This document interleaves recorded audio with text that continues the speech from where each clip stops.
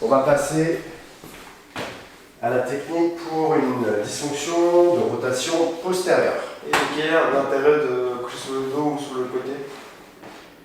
Pourquoi l'un ou pourquoi l'autre? Parce que j'ai l'impression que c'était plus flag de sentir la pression sur le doigt quand tu es sur le dos. Et c'est le même mouvement, donc en fait, pourquoi se mettre dans une position pas... En fait, les variantes là, elles vont servir à pouvoir utiliser ces techniques-là, quelles que soient les difficultés du patient, à se mettre dans telle ou telle position. Donc s'il a du mal, si tu as un patient qui n'arrive pas à se mettre sur le dos pour telle ou telle raison, tu pourras le traiter en latéraux par exemple. C'est ça. Ou inversement.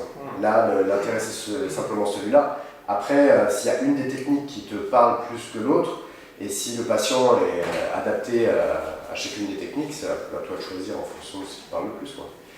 Mais il n'y a pas d'autre intérêt que celui-là. Ok? Allez, on passe sur le ventre.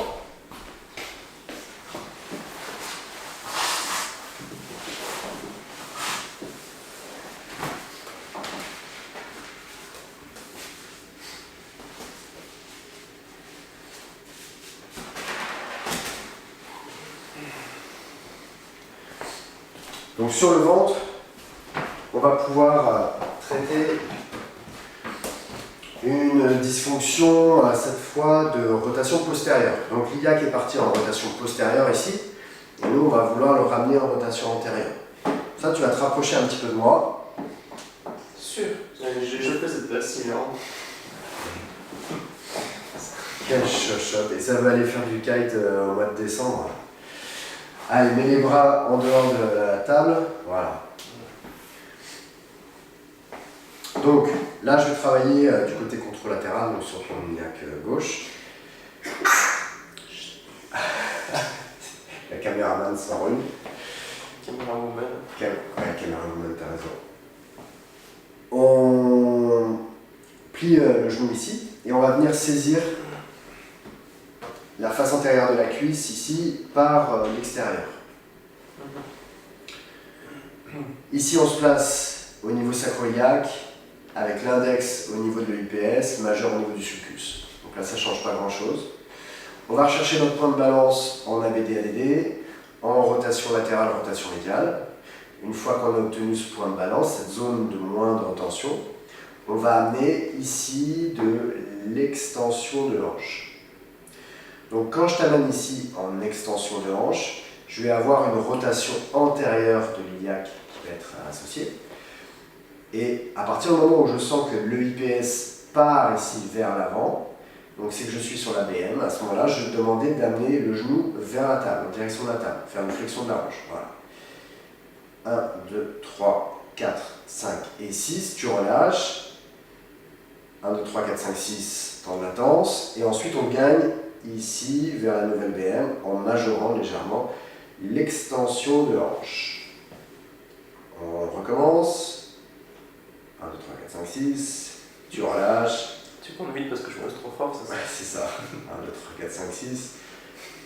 Et ensuite, on tire vers l'extension jusqu'à ressentir toujours l'ABM au niveau de l'IPS. Dernier temps, on y va. 1, 2, 3, 4, 5, 6. Tu relâches. 1, 2, 3, 4, 5, 6. Et on gagne une dernière fois vers la nouvelle BM. Et ensuite, on va ramener ici passivement le membre inférieur. Puis, on va retester. Donc ça, c'était pour une dysfonction de rotation postérieure de l'iliaque. Maintenant, variante pour une dysfonction de rotation postérieure de l'iliaque, tu vas te mettre en latérocubitus droit. Je te laisse le temps de réflexion.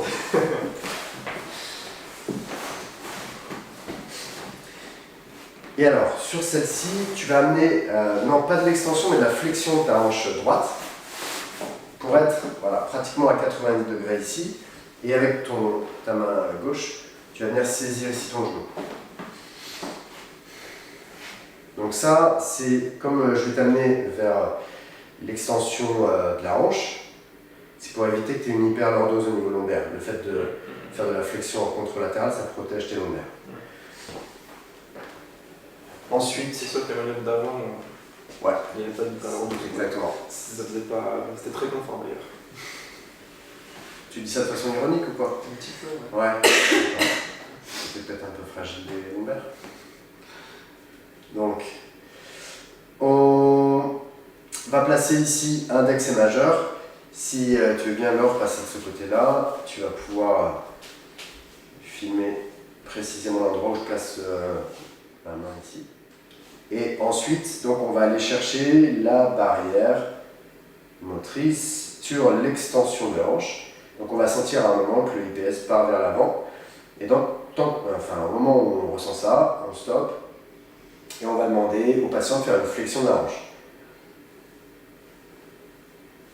C'est super, parce que si je la fais, en fait. 6, ouais, mais il n'y a pas besoin de la faire fort. En fait, ça doit rester une contraction statique. Donc, c'est au praticien de dire si le patient le fait trop fort, de modérer la force de la flexion de la hanche. Donc, on la recommence. Allez, vas-y. Flexion de hanche. 1, 2, 3, 4, 5, 6. Tu relâches. Et là, je vais attendre 6 secondes, puis gagner à nouveau vers la BM. Allez, on y va. 1, 2, 3, 4, 5, 6. Tu relâches. On gagne. Encore une fois. 1, 2, 3, 4, 5, 6. Et relâche. Ok. Ensuite, donc, quand on l'a fait la troisième fois, on va aller passivement au neutre et on n'aura plus qu'à retester. C'est bon? Donc 2 techniques d'énergie musculaire pour la rotation antérieure, 2 techniques pour la rotation postérieure.